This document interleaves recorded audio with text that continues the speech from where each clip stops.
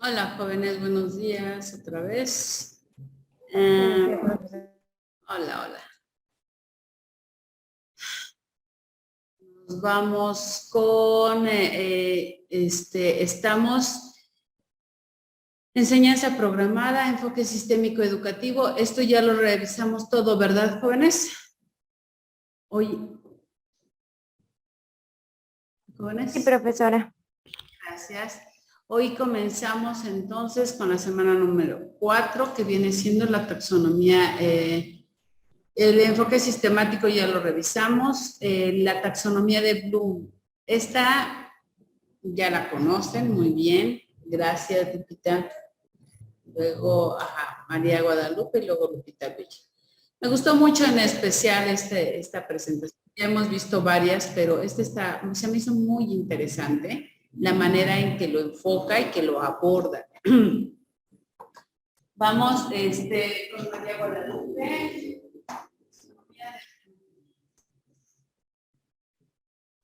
Buenos días. María Guadalupe, ¿qué es taxonomía? Como tal, pues no lo investigué, pero pues yo entendí que por lo que comentó esta persona, es una clasificación jerárquica. Muy bien, muy bien. Ujú. Y pues esta taxonomía funciona para secuenciar y elaborar correctamente las actividades que podemos implementar dentro del proceso cognitivo e impulsar la enseñanza-aprendizaje. Y ayuda a que el conocimiento sea más duradero. Se conforma de seis niveles. El primero es recordar. Consiste en que el alumno domine el uso de la memoria y es cuando el docente se da cuenta de que el alumno ya es capaz de recordar alguna situación, algunos verbos que la caracterizan o caracterizan ese nivel es reconocer, listar, identificar, describir o buscar. El segundo nivel es entender. Aquí es en donde los alumnos son capaces de entender, valga la redundancia, los contextos y procedimientos que pueden explicar con sus propias palabras. Pueden interpretar o simplemente dar ejemplos. Los verbos que se incluyen, en este nivel es resumir, interpretar, clasificar, comentar, ejemplificar, etcétera. El tercer nivel es aplicar, y esto se refiere a llevar a la práctica el conocimiento previo que el alumno ya tiene de algo. Los verbos relacionados son usar, desempeñar, ejecutar, implementar, compartir, y estos ayudan a diseñar actividades que encajen con la taxonomía o para realizar alguna planeación. No sé si quiera que continúe Ahora o... quedamos hasta acá para que continúen, compañeros. Muchísimas gracias, muy bien, Lupita. Ahorita, bueno, taxonomía nos permite ver principios, métodos, cómo clasificamos las cosas. Como tú mencionabas, una clasificación, pero comprendiendo de dónde vienen estos principios o por qué son así, entendiendo el motivo del por cuál podemos hacer uso o funcionan las cosas, cómo funcionan. Nosotros vemos ejemplos de taxonomía que dentro del cuerpo acumulamos, no sé, la taxonomía del sistema circulatorio, ¿no? ¿Qué lo compone y cómo funciona, para qué sirve? Eso es la taxonomía. Sí, como tú lo decías, es una clasificación, una agrupación para llegar a un objetivo, ¿no? Pero es esta parte, entendiendo los principios, los métodos, para qué sirve y por qué sirve, ¿va? Gracias. Lupita Albillo, por favor. Sí, profesora. Bueno, como usted dice, como que en la taxonomía de Bloom nos ayuda, no solamente al docente, sino hasta como persona para guiarte o emplear, pues, metas, ¿no? Pero hablando en la parte educativa, pues a los docentes les ayuda ya que favorece a una buena elección de actividades a partir del nivel cognitivo de los alumnos que se quieren ir trabajando, en la cual pues ayuda a desarrollar habilidades por nivel y necesarios para su desarrollo cognitivo, en el cual, pues bueno, empleando un verbo que está en la taxonomía, y de ahí redactar la acción que se va a hacer en concordancia también con el tema o los contenidos que se quieran abordar en clase, y de ahí, a su vez, pues se indica cómo se va a hacer esa acción a partir de ese verbo. Pero otro nivel, que es el cuarto nivel que nos habla esta taxonomía, es analizar. Es donde el alumno pues ya es capaz de desarrollar o descomponer elementos de un contenido en respecto a su estructuración, en el cual pues ya requiere mayor razonamiento general del contenido, y además ya es capaz de identificar esa jerarquización entre relación de un concepto a otro, de una idea a otra, en la cual, bueno, pues tiene habilidad de adquirir y realizar un mapa conceptual, un esquema, un mapa mental, es decir, ya su estructura mental ya, como dijimos, bueno, es que no sé si se pueda conjuntar, ya el conocimiento nuevo ya lo asimiló, ya lo acumuló, ya lo acomodó, y ahora ya, y en este proceso analizó y ya es capaz de hacer este tipo de actividades, como organizar, comparar, estructurar, enlazar. Entonces, ese es el cuarto nivel. ¿Sigo, profesora, o mejor dejo a los compañeros? Muchas gracias. Continuamos con Evi. Muy bien, Lupita. Muchas gracias. Nelly, por favor. Sí, profesora. Como bien lo decía la compañera, pues esta taxonomía nos sirve a nosotros como docentes para concretar nuestras actividades, ¿no? Más bien para secuenciar correctamente nuestras actividades, y a los alumnos para tener una mayor conciencia de su propio aprendizaje. El quinto nivel es evaluar. En el alumno debe ser capaz de analizar y realizar un juicio crítico y una valoración del procedimiento y la metodología que ha seguido. Y los verbos bueno, algunos de los verbos que se ocupan aquí son criticar, revisar, jugar, formular, hipótesis, etcétera. ¿Sigo o le doy la palabra a otra compañera? ¿Para qué nos serviría entonces evaluar tus palabras? ¿Perdón? ¿Para qué me serviría evaluar entonces con tus palabras? Ya lo demás lo dijiste perfecto, pero con tus palabras, ¿para qué te sirve evaluar? Pues para que, bueno, como docente, para ver lo que el alumno ya aprendió, adquirió de alguna manera, cómo ya formula lo que ya aprendió, cómo lo plantea, pues. ¿Cómo lo plantea? Ujú. ¿Cómo lo entiende? Yo creo que va de la mano, profesora, cómo lo entiende y de esta manera, cómo lo plantea. Ok.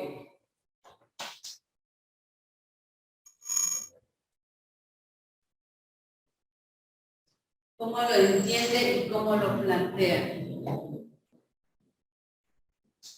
Hoy en la mañana escuchaba a mi hijo que estaba en clases de metodología de investigación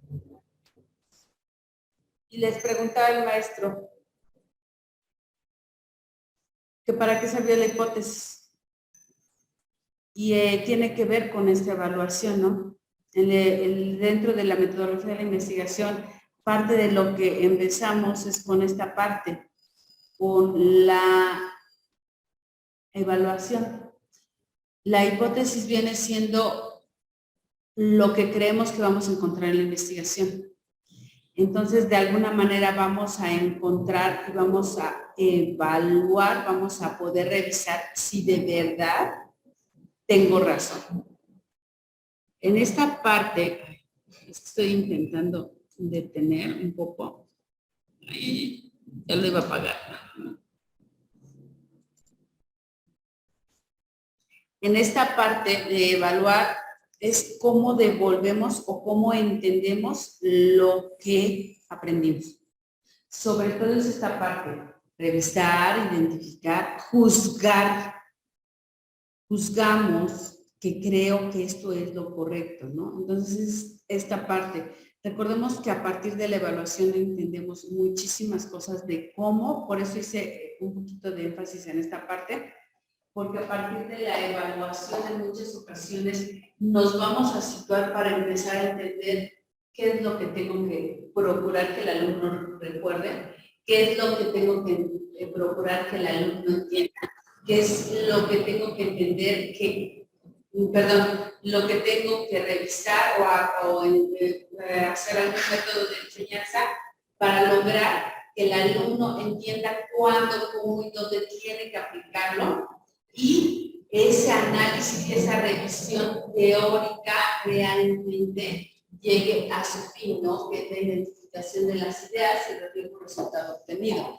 Entonces, todo esto, desde la evaluación, yo tengo que revisar esto, perdón, como dice, o sea, valga la redundancia, revisar que todo esto se logre gracias a la manera en que voy a ir buscando los anteriores conocimientos o procurando que se interioricen los anteriores conocimientos. Muchas gracias. Sara, por favor. Sí, Gracias. Adelante, Sara.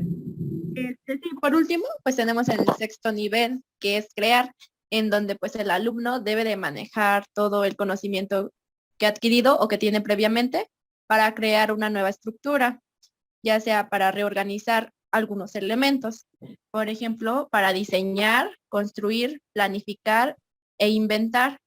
Entonces, este sexto nivel nos puede ayudar, es que en realidad los 6 niveles van enlazados o van de la mano, ya que este último nivel es donde el alumno puede echar a volar su imaginación para crear algo. En este nivel, de verdad, nos damos cuenta para qué nos sirvió todo lo que aprendimos. ¿Para qué sirvió que yo aprendiera a leer? ¿Para qué sirvió que yo aprendiera a escribir? ¿Para qué me sirvió que yo supiera los números?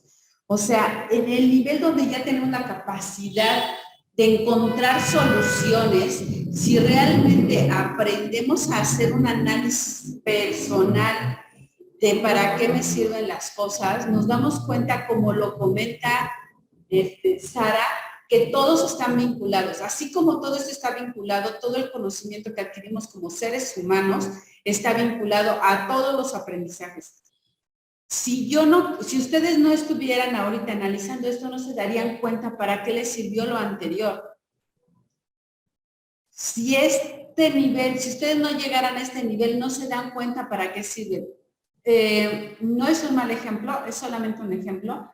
Las personas que no tienen la oportunidad de continuar sus estudios y que no tienen un nivel de licenciatura. ¿Por qué les voy a hablar de esto? Porque el nivel de licenciatura nos da la oportunidad de darnos cuenta de qué nos ha servido todo este trayecto. Muchas personas que no alcanzan a avanzar dicen, pues yo no sé la verdad ni para qué fui a la escuela, fue pura pérdida de tiempo. Y decimos, pero de verdad, o sea, gracias a eso sabes leer y entiendes y no te pueden timar y sabes hacia dónde dirigirte, ni entiendes qué es el mar, qué es el cielo, quién eres tú, o sea, una gama de información. Pero no es hasta determinados conocimientos que nos damos cuenta de para qué nos sirven las cosas. Y así como acaba de comentar Sara eso, que todo eso se relaciona entre sí, no nos deja, es porque ya gracias a que realmente aterrizamos qué es lo que ocurrió, es que podemos alcanzar a comprender la dimensión de todo lo que hemos ido aprendiendo. ¿Y por qué la importancia de que todos estos pasos se den como debe de ser? Por favor, Connie, adelante. Bueno, ya abarcaron los compañeros todo el tema, ya nada más, bueno, como complemento, él nos decía que, bueno, también es una guía muy buena para todos los profesores, que pues nos ayuda a desarrollar estos objetivos. Si te pegas un poquito más, te acercas un poquito, Se oye muy, no sé, no distingo lo que quieres, lo que estás expresando. Por favor. ¿Ya me escucho mejor? Mejor.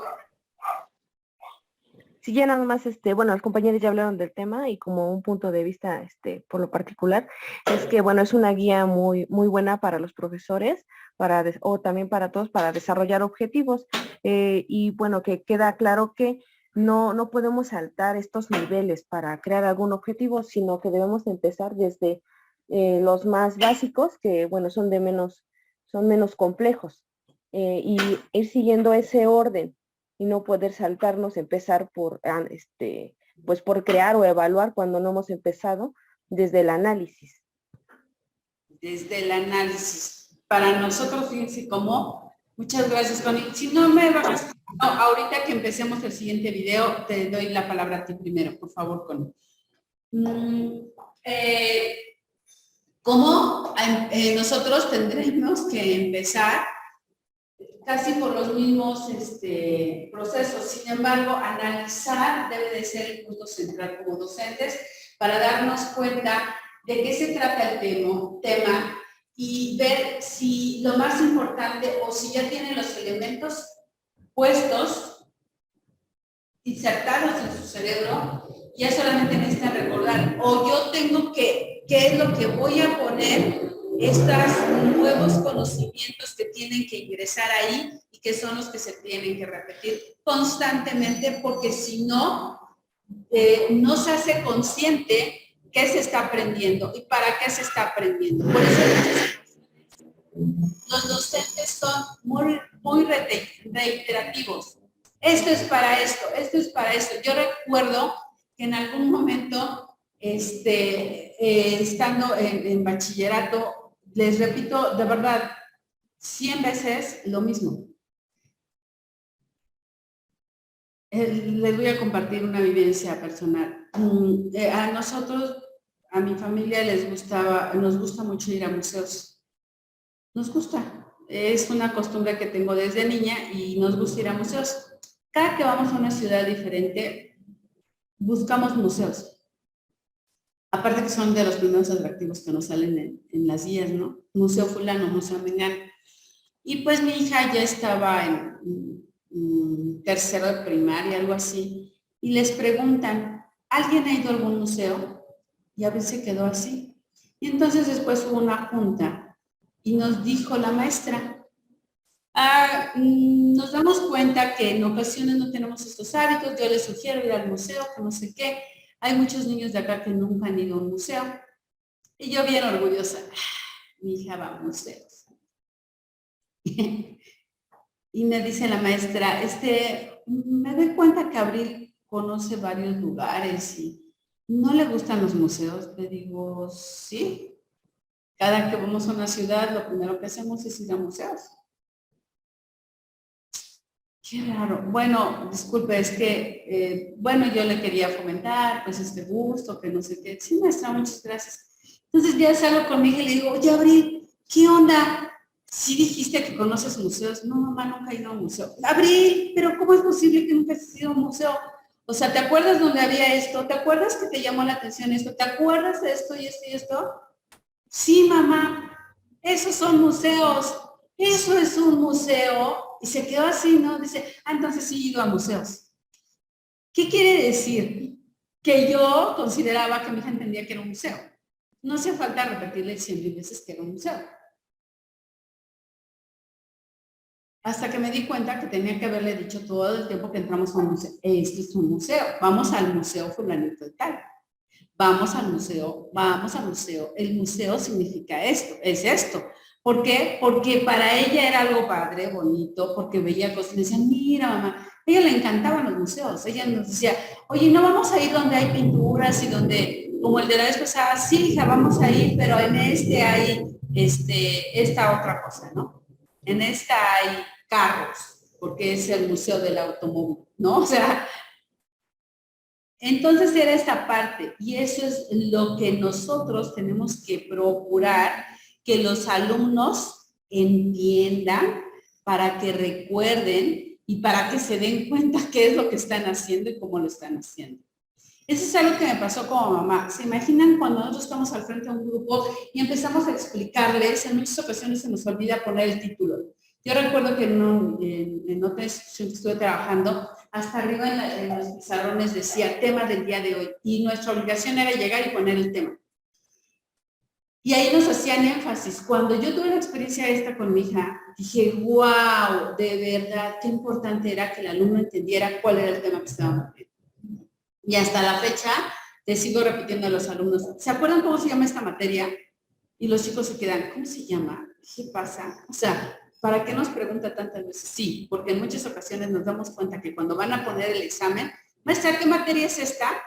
No saben ni cómo se llama la materia, entonces no saben qué están aprendiendo, no están entendiendo, no están recordando cuál es la materia, no entienden por qué y para qué es, no entienden cómo se aplica o dónde se puede aplicar o si se puede aplicar o solamente necesitan memorizar. No se detienen a analizar por qué cada uno de estos conocimientos. Espero que les sirva para recordar porque es importante que nosotros siempre destaquemos cuáles son los conocimientos a recordar o a entender o a aplicar o a todo esto. ¿De acuerdo? Y hacer énfasis en cada uno de estos.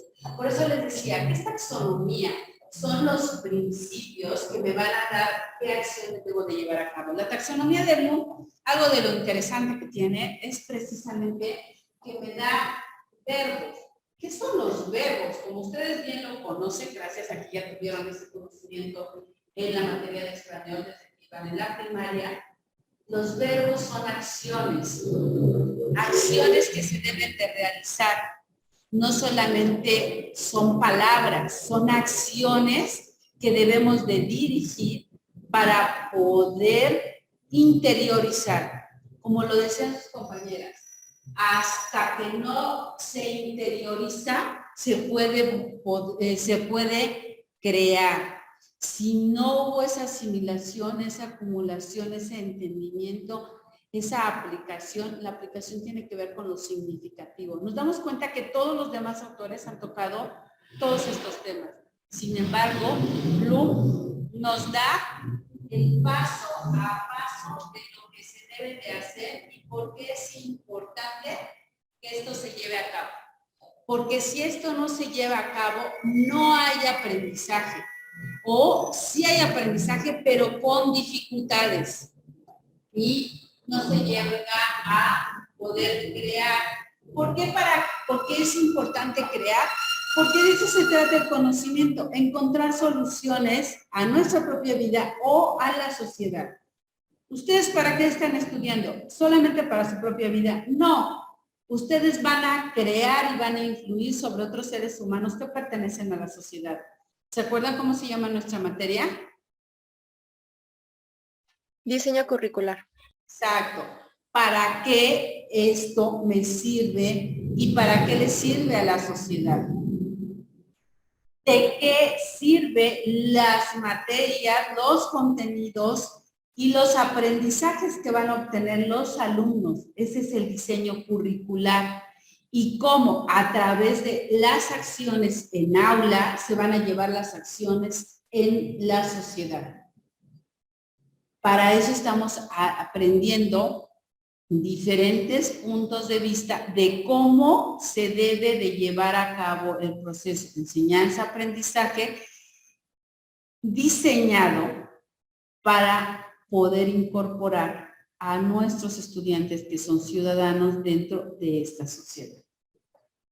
Son llevar a cabo una serie de verbos. ¿Saben para qué nos van a servir los verbos? Para ayudarnos en el complemento, para ayudarnos a realizar la acción completa de cada uno de los pasos.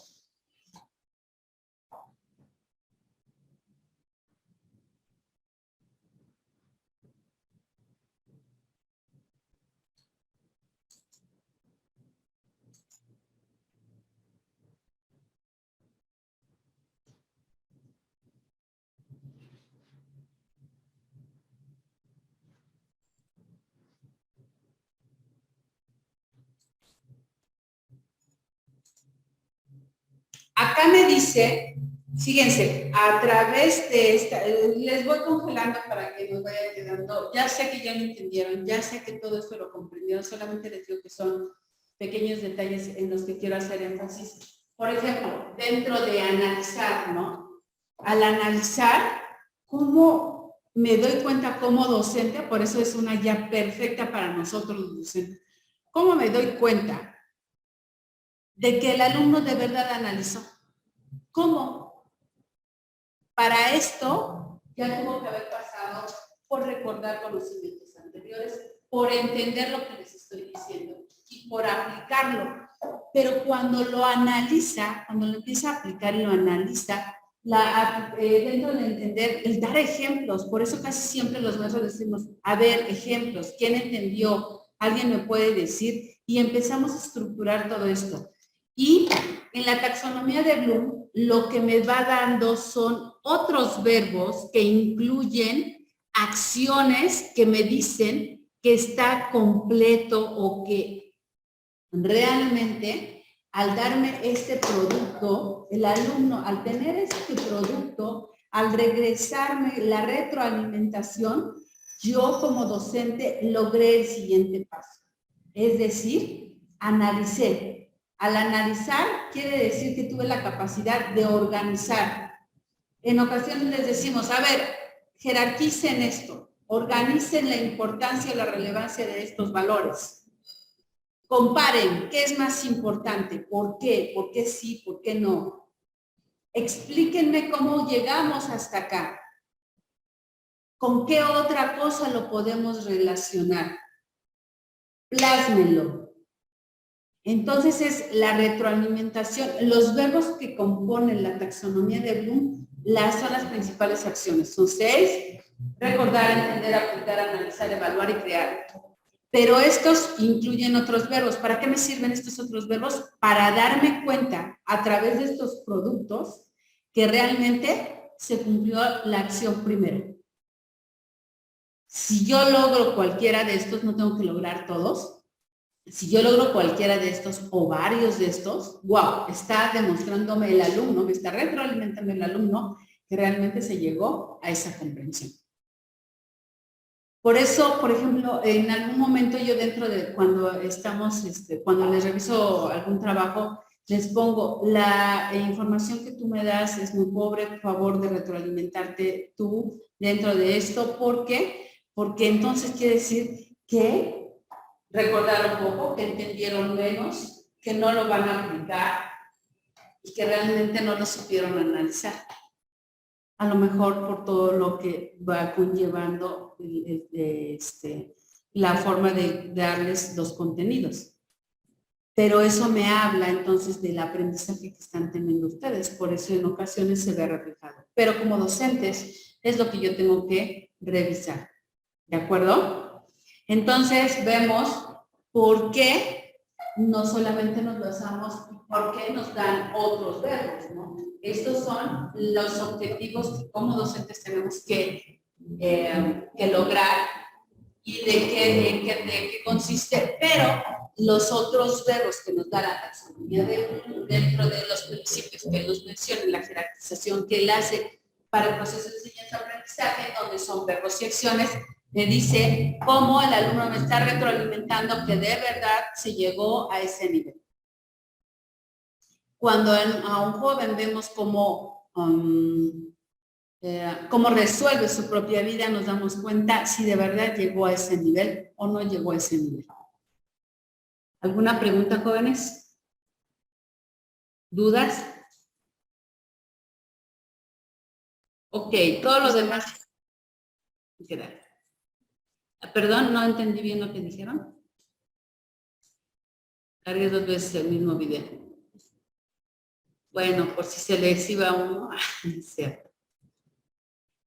Entonces, en esta parte ya queda claro lo que viene siendo la taxonomía de Bloom. Yo sé que en otras materias que siempre es parte fundamental de los nuevos programas, de los anteriores, pero con esto nos vamos dando cuenta de la importancia. Recuerden, la taxonomía de Bloom nos da principios, nos da el conocimiento de esta agrupación adecuada de cómo debemos de enseñar.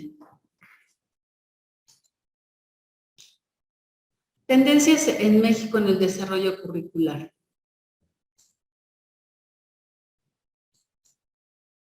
¿Quién me puede compartir, por favor?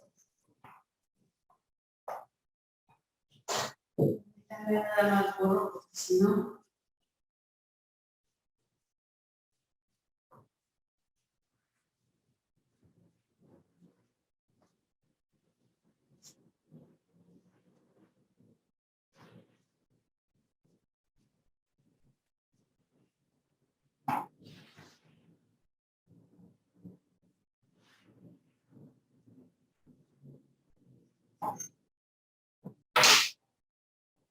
Muy bien, gracias, Nevi, y luego Lupita.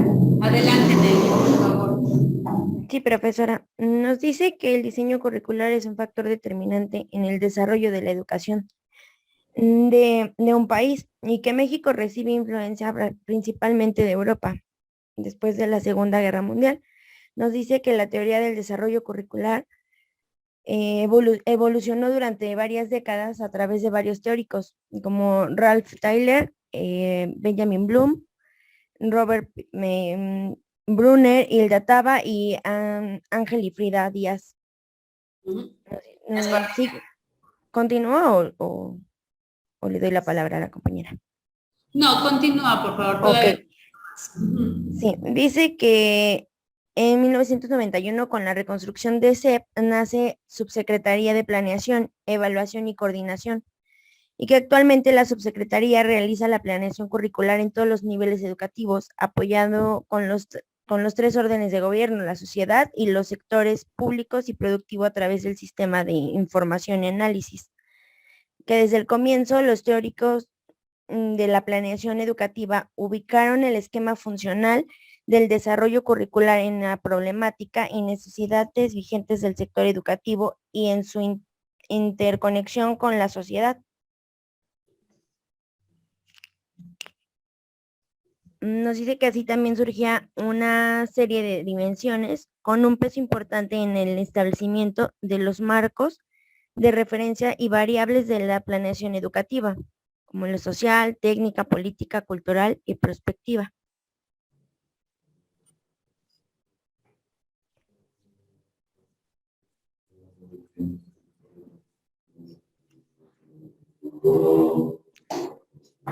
¿Le doy la definición de cada una o ya le doy la palabra a la compañera? Vamos con Lupita. Muchísimas gracias, Nevi. Sí, Gracias. profesora. Sí, profesora. Bueno, esas dimensiones que hablaba la compañera son en cuestión planeación social, es decir, tomado en contexto la perspectiva cultural y social de esa dimensión, o sea, de esa planeación.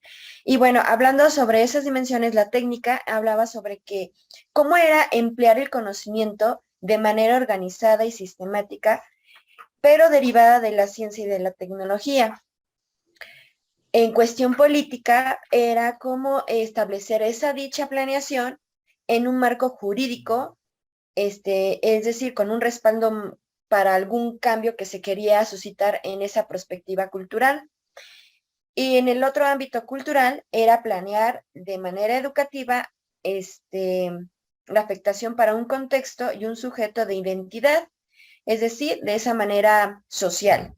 Y la prospectiva era incidir en el futuro, haciendo posible proponer planteamientos inéditos o nuevas realidades, es decir, ya que están tomando en cuenta esa serie de dimensiones en el contexto sociocultural, establecen pues diferentes marcos de referencia y variables a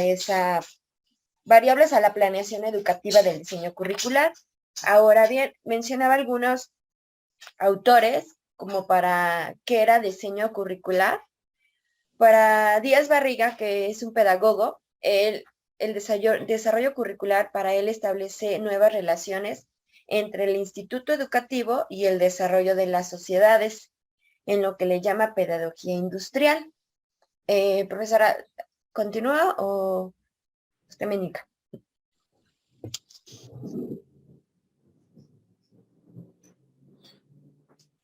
Puedes continuar, Lupita. Nevi ya participó. No me está levantando la mano nadie más. Adelante, por favor, Lupita. Ok, el otro autor es Tyler. Para él, el diseño curricular está compuesto básicamente de 3 elementos que responden pues a las preguntas, ¿no? Como detonadoras. ¿Por qué aprende? ¿Qué aprende? ¿Y cómo aprende? De esta manera, el currículum de institucional educativo pues hace al contexto de esas 3 preguntas y identificando 3 elementos en ese diseño, en el cual pues es la planeación, la implantación o diseño y la evaluación en sus 3 momentos. Y en la cuestión fase, en el momento de la planeación, pues entra lo que es el diagnóstico, en el cual, pues bueno, pues vamos a analizar los saberes previos, las áreas de oportunidad, en el cual, pues bueno, de ahí sigue la implementación, que es la evaluación, es decir, qué sabe de esos contenidos. Para Tyler también presenta un esquema en la elaboración de programas para no perder de vista el contexto social, y también tomando en cuenta los saberes o lo que sabe o lo que quiere aprender el alumno, sino también el contexto social en el cual pues precisa aspectos muy fundamentales como el planteamiento de objetivos educativos, en el cual toma en cuenta pues aportaciones de manera psicológica, filosófica, la educación y el contexto sociocultural. En cuestión de ello, pues desarrolla actividades de aprendizaje que sean organizadas, secuenciales, transversales y en el cual pues vayan incluyendo todos los conocimientos y habilidades, actitudes, en el que pueda formar todo esto sea un contenido propio para el alumno y tomando en cuenta también mucho la parte de donde el alumno se desarrolla, su contexto como tal, su ubicación, ya que puede ser pues también como un bloque de seguimiento o como un bloque de que no puede seguir aprendiendo o seguir tomando pues contenidos. Y también tomaba en cuenta ese contexto sociocultural. Es decir, no le podía enseñar lo que se le enseña a una persona, a un niño de una ciudad urbana a una de rural, ¿no? Tomando en cuenta esos contextos socioculturales. E inclusive hablaba sobre qué era el eurocentrismo, ¿no? De pronto en México toma en cuenta esa parte, ¿no? Como que dicen que para copiar hay que saber copiar, porque no voy a copiar lo que está en otro país cuando es un contexto muy diverso, muy diferente, necesidades, tecnologías y demás, a un contexto aquí, por ejemplo, en México, una comunidad rural o una comunidad indígena, ¿no? Claro. Claro. Muy bien, Lupita, muchas gracias. Tu comentario último, voy a empezar con él. Muchas gracias. Es uno de los principales problemas que ha existido en México, en nuestro país. Desafortunadamente, siempre hemos imitado, ¿no? Este aprendizaje de imitar lo que otras sociedades tienen. Lo vimos desde la conquista, ¿no? Hubo países que en algún momento tuve oportunidad de ir a Colombia y de conocer un poco de su cultura. Y muchas de las cosas que ellos tenían arraigadas pertenecían a lo que fueron antes de la conquista. Sus costumbres, su lenguaje, su forma. Claro que viene la conquista, es influido el sistema sociocultural, pero solamente lo influyen, no lo dominan, no lo controlan. Desafortunadamente acá en México vemos con pequeñas acciones que han ocurrido en nuestro país. Recuerdo que también, ¿por qué voy haciendo esas comparativas? ¿No? O sea, ellos tenían cosas arraigadas. Yo recuerdo que en algún momento dentro de un libro de historia hablaba de Zaragoza. Ustedes saben que Zaragoza nació, es de padres norteamericanos, pero sin embargo vino a defender nuestro país porque él se consideraba o es mexicano, ¿no? Y entonces dice que llegó y venían los franceses, ¿no? Ya venían hacia Puebla y entonces empiezan ahora sí que a tocar puertas y a pedir ayuda del pueblo para defender nuestra nación. Y dice que vio tal servilismo de las personas que manifestaban que querían que viniera Europa a conquistar México, que vinieran los franceses a conquistarnos, que ya nos íbamos a volver franceses, ¿no? Decía, me daban ganas, hay un escrito que le envía a Zaragoza a Porfirio Díaz, que dice, me daban ganas de voltear los cañones para nuestro pueblo. De ese tamaño era la idolatría que se tenía. Yo les empecé a hablar de Colombia porque ellos tenían cosas de las que se sentían muy orgullosos de ser nativos. Acá nos dicen, pareces indígena, y creemos que son las personas que viven en las poblaciones. Yo soy de ciudad, o sea, hasta la fecha nos damos cuenta de cómo somos, ¿no? Tanta influencia tenemos y los medios nos han llevado tanta influencia que nos hemos dejado conquistar por esta parte. Y lo mismo ha sucedido en el sistema educativo, que vemos ciudades, países mucho más evolucionados que nosotros y creemos que haciendo lo que hace el de enfrente lo vamos a tener todo. No nos damos cuenta que tenemos que tener un cambio, una concientización o que tenemos que ser, primero conocer quiénes somos. Y bueno, el diseño curricular no fue estudiado de este tipo de tendencias que se tienen. ¿Y qué pasó? Pues que la influencia fue europea. Decían, wow, los europeos están súper bien, vámonos por ellos, vamos a ser como ellos y vamos a llevar a cabo estos modelos educativos. Claro que nos sirven, pero no consideraban en ese momento que no teníamos ni el conocimiento, ni la memorización, ni las sociedades de ese momento, porque ellos nos llevaban 100 años de evolución en esta sociedad a la que pertenecemos, ¿no? En esta sociedad a la que pertenecemos nos llevaban mucho tiempo. Allá no había analfabetismo, acá sí había.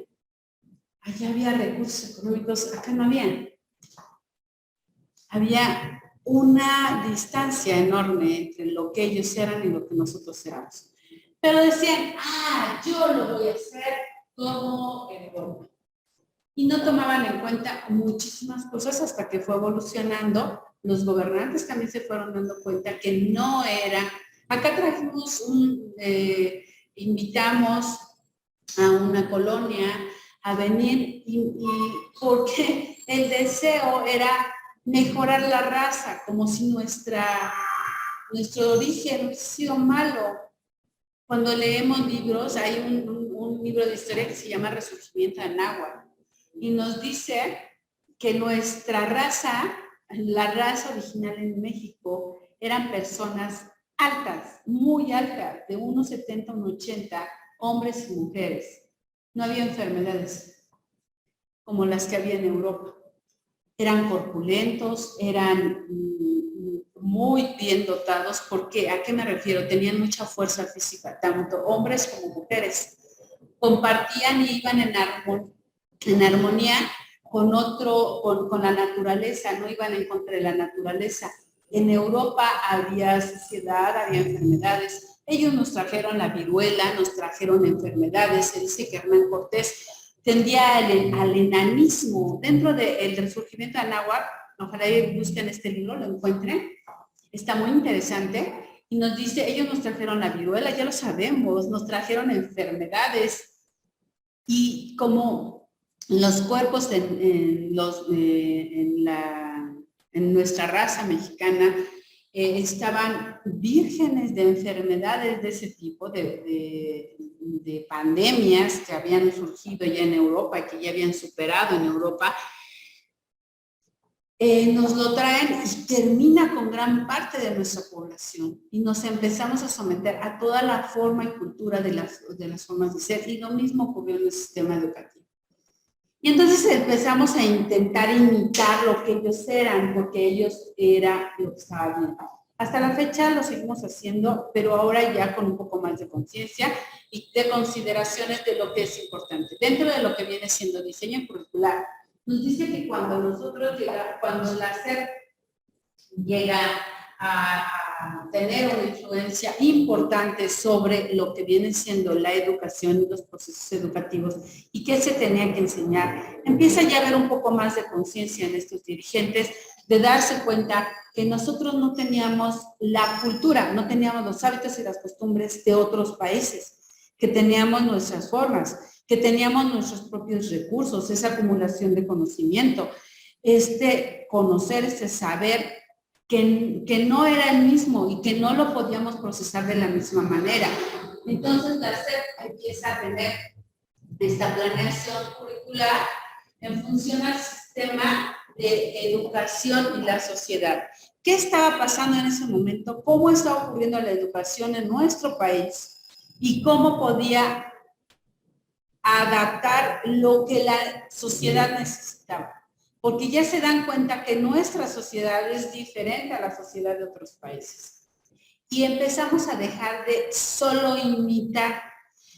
Empezamos a intentar entender los sistemas que se llevaban en otros lugares y de adaptarnos de alguna manera a lo que necesitábamos dentro de lo que viene siendo de lo que necesitábamos, de lo que viene siendo lo que era nuestro realmente sistema social. Empiezan a verse desde las diferentes dimensiones, por eso lo detuve: perspectiva, cultura, política, técnica y social. Esos son los marcos de referencia que se empiezan a tomar en cuenta. Ahora sí, ¿para qué me va a servir? ¿De qué me va a servir emplear, dar ciertos conocimientos? ¿De qué les sirven a la sociedad?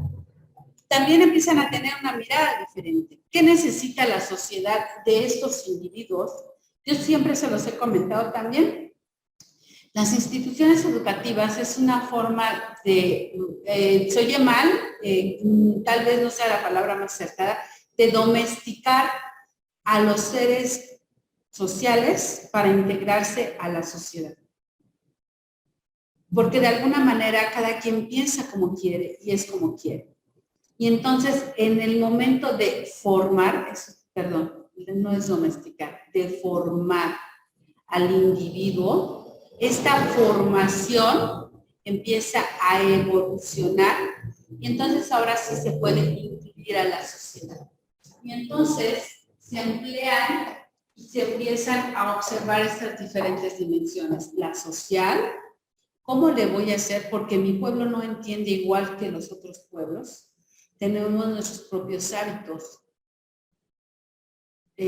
Hace unos días estaba escuchando unos comentarios que decían que contrataron a un actor en Estados Unidos, en la meca del cine, ¿no? Lo que es wow.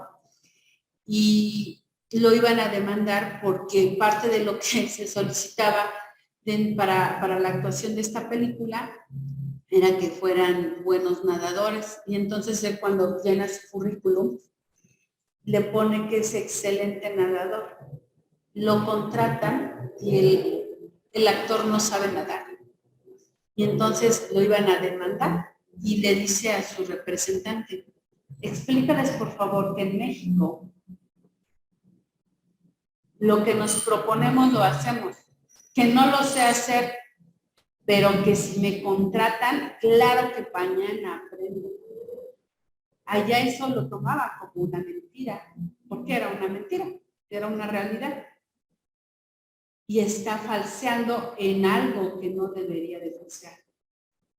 Entonces, nos damos cuenta que nuestra cultura en ocasiones es motivada por agentes diferentes a los que todas las demás culturas están aprendiendo o han aprendido. No todos, no todos. También nos damos cuenta que no todos, que cada quien ha tenido una evolución diferente. Pero a eso me refiero. ¿Qué es lo que estamos acostumbrados? Y eso es lo que el diseño curricular ha ido pasando en México. Actualmente ya vemos que ha evolucionado. Así empezó y así ha ido cambiando. ¿Por qué? Porque el diseño curricular se ha dado cuenta que se necesita una planeación a partir de lo que socialmente se es. Díaz Barriga son de los que más han tenido influencia dentro de México y Tyler. dentro del sistema educativo y la sociedad nos dice que tenemos que observarlo, que aprendemos a observarlo, pero sobre todo en nuestras sociedades, cómo aprendemos y qué queremos aprender, que tenemos que tener claridad de por qué, qué, cómo aprender. Y a través de esto, como docentes, tenemos que situarnos en esos diseños curriculares, tomando en cuenta la planeación, el diseño y la evaluación. Entonces, vamos a observar a estos autores que tienen que ver precisamente con la formación de lo que somos, quiénes somos. Permítanme.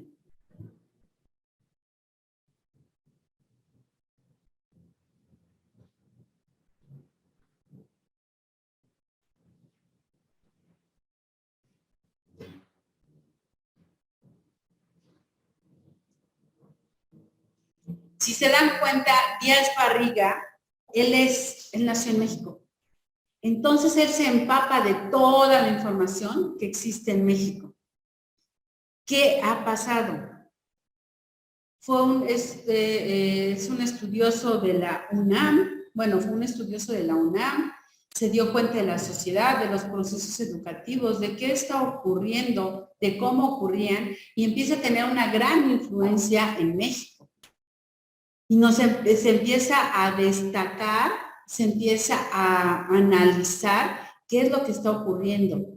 Y empieza a tener gran influencia sobre lo que se puede hacer. Por eso es que gran parte de los modelos educativos que se manejan en México están fundamentados en sus opiniones, en sus observaciones, en el análisis, donde precisamente nos dice que debemos de homologar o debemos de involucrar tanto a las instituciones educativas para que les sirvan a la sociedad, como la sociedad debe de apoyar a esto y debe de crearse un vínculo retroactivo donde se le dé conocimiento al alumno para integrarse a la sociedad y a la sociedad para apoyar esas instituciones educativas que son lo que van a marcar la evolución, porque también nosotros al pertenecer a un mundo globalizado, también nos tenemos que integrar a esas sociedades porque no podemos subsistir aislados. Hemos visto casos, por ejemplo, como el de Cuba, donde a pesar de tener una excelente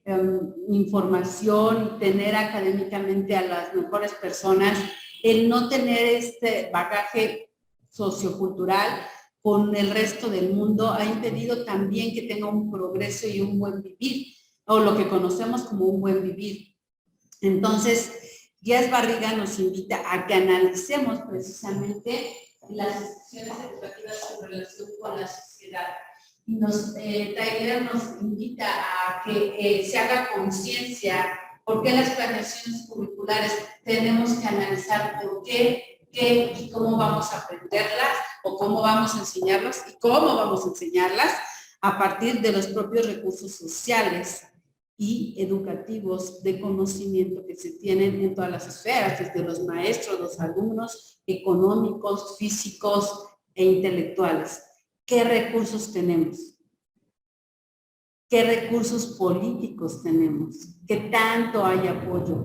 ¿Cómo influye? ¿Ok? ¿Dudas, jóvenes? Bueno, pregunta de foro para esta materia, por favor.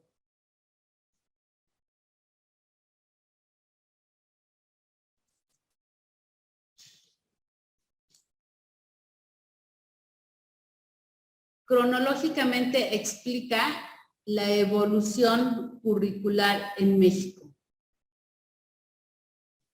Recuerden que ha habido varias maneras de ir tomando. Y esto, fíjense que desafortunadamente tiene la pauta, esta es investigación, tiene la pauta con cada presidente. Cada presidente nos trajo un modelo nuevo. Vio este modelo y nos lo imponía. Ahora vamos a hacerle así. Ahora lo importante va a ser esto. No se tomaba tanto en cuenta lo que realmente era la sociedad mexicana. Únicamente imitaban los modelos. La SEP, ¿qué modelos educativos han ido presentando a través del tiempo? Por favor. 5 modelos educativos antes del que actualmente tenemos. Gracias, chicos. Los veo el próximo sábado. Recuerden, examen. Y no sé, permítanme, déjenme revisar. El día de hoy asignaré una tarea en la semana número 4, por favor, para que la podamos considerar dentro de los rubros de calificación. Muchas gracias, chicos, chicas. Sí, mil gracias. Hasta luego, que tengan bonito día. Gracias igualmente. Igualmente. Gracias.